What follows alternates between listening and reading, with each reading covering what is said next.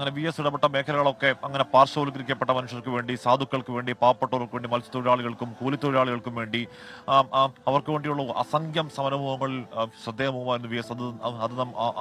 V S അവർക്ക് കൊടുത്ത സ്നേഹം തിരികെ അവർ വി എസിന് കൊടുക്കുന്ന കാഴ്ച നമ്മൾ ഇന്നലെ ദർബാർ ഹാൾ മുതൽ ഇപ്പോ ഇവിടെ വരെ എല്ലാ വഴിയരികളും ആയിരക്കണക്കിന് നിലയ്ക്ക് നമ്മൾ കാണുകയാണ്.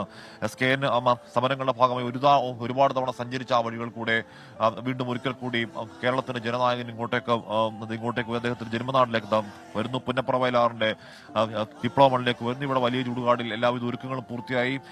അവരും കണ്ണീരോടുകൂടി കാത്തിരിക്കുക. അക്ഷരാർത്ഥത്തിൽ കണ്ണീര് എന്ന് തന്നെ പറയണം. കാര്യം SKN VS എന്ന് പറയുന്ന അത്രയും 100 വയസ്സ് എന്ന് പറയുന്ന മനുഷ്യായുസിന്റെ പരമാവധികളൊന്നിൽ കടന്ന ആളാണ്. എന്തെങ്കിലും ഒരു നാൾ വിട പറയും എന്നറിയാവുന്ന ആളാണെങ്കിൽ കൂടി VS വിട പറഞ്ഞു അല്ലെങ്കിൽ VS ഇല്ല, അത് നിശബ്ദമായി, ആ ശബ്ദം നിശബ്ദമായി എന്നൊക്കെ പറയുമ്പോഴേക്കും അത് പറഞ്ഞു മുഴുവിപ്പിക്കാനാവാത്ത രീതിയിൽ വിതുമ്പുന്ന ഒരുപാട് മനുഷ്യരെ നമ്മൾ കാണുന്നുണ്ട്.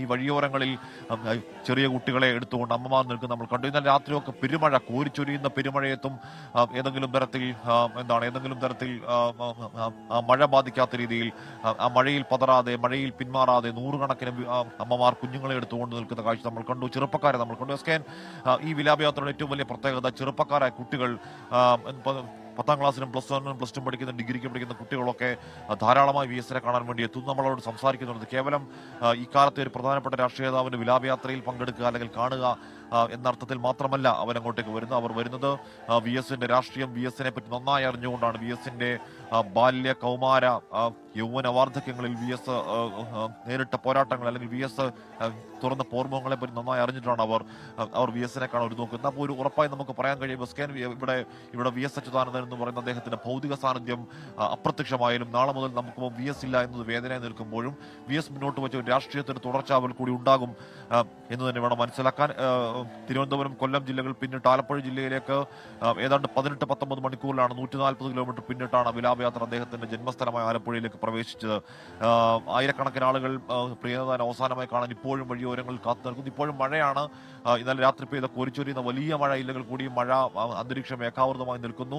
നാടിന്റെ പ്രിയപ്പെട്ട പുത്രന് വിട നൽകാനുള്ള പ്രകൃതിയുടെ സങ്കടം എന്ന് വേണമെങ്കിൽ ആലങ്കാരികമായി പറയാമെങ്കിലും മഴ പെയ്തു തുടങ്ങുന്നു. ആ മഴയെ അതിജീവിച്ചുകൊണ്ട് ഇപ്പോഴും ആളുകൾ എത്തുന്നു. ആൾത്തിരക്ക് കാരണം വിലാപയാത്ര ഈ പറയുന്ന രീതിയിൽ കരുതിയതിലും ഏറെ വൈകിയാണ് ഇങ്ങോട്ടേക്ക് എത്തുന്നത്. ആലപ്പുഴ ഇന്നലെ രാത്രി 2 മണിക്ക് കടക്കുമെന്നാണ് പറഞ്ഞെങ്കിൽ ആലപ്പുഴ കടക്കുന്നത് ഇപ്പോൾ സമയം 8:30 ആകുമ്പോഴത്തേക്കാണ് ആലപ്പുഴ കടക്കുന്നത്. ഇവിടെ ഇനിയിപ്പോൾ ഇവിടെയുള്ളതാണ് വിശ്രമമില്ലാത്ത പോരാട്ടങ്ങൾക്ക് അന്ത്യവിശ്രമം ഒരുക്കുക, VSന് അന്ത്യവിശ്രമം ഒരുക്കുക എന്നുള്ളതാണ് ആലപ്പുഴയിലെ പ്രധാന ദൗത്യം. നമ്മൾ നേരത്തെ പോയിരുന്നു. SKN പുന്നപ്ര വയലാർ രക്തസാക്ഷികൾ ഉറങ്ങുന്ന വലിയ ചൂടുകാട്ടിൽ രക്തസാക്ഷി മണ്ഡപത്തിനടുത്ത് പടിഞ്ഞാറേ ആകാശം ചുവക്കുന്നു. അവിടെ VS അവിടെ പുന്നപ്രയിലെ രക്തസാക്ഷികൾക്കൊപ്പം അവിടെ അന്ത്യ ഉറക്കത്തിലേക്ക് പോകുന്നു. അതിനു മുമ്പ് പൊതുദർശനമുണ്ട്. ഇന്ന് രാവിലെയാണ് അദ്ദേഹത്തിന് പുന്നപ്ര പറവൂരിലെ വീട്ടിൽ പൊതുദർശനത്തിനായി തിരുവമ്പാടിയിലെ CPM ജില്ലാ കമ്മിറ്റി ഓഫീസിലേക്ക് എത്തുക. അതിനുശേഷമാണ് റിക്രിയേഷൻ ഗ്രൗണ്ടിൽ പൊതുദർശനം. ഉച്ച കഴിഞ്ഞ് 3 മണിക്കാണ് വലിയ ചുടുകാടിലേക്ക് കൊണ്ടുപോവുക എന്നാണ് ആസ് പ്ലാൻ. പക്ഷേ ഇതുവരെ ആസ് പ്ലാനുകളൊന്നും നടന്നിട്ടില്ല എന്ന് നമുക്കറിയാം.